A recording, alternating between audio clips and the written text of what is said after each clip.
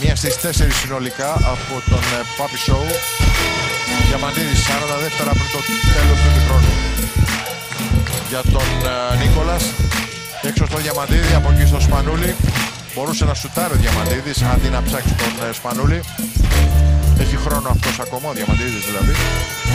Νίκολας, η άμυνα έμεινε πάνω του. Αυτό ήταν τρίποντο με το τηλέγραφο από πάρα πολύ μακριά, πάνω σε άμυνα και υποπίαση χρόνου.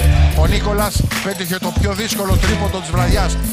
Μια πραγματικά απίστευτη βόμβα για 3 πόντους. Τέπιτς.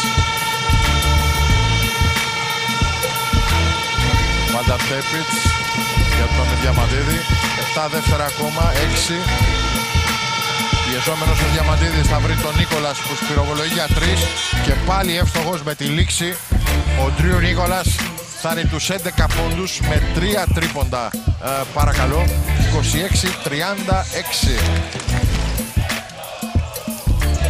Φοβερό όπλο έξω από τη γραμμή των 6 και 25 ο Νίκολας για τον πρωταθλητή Ευρώπης.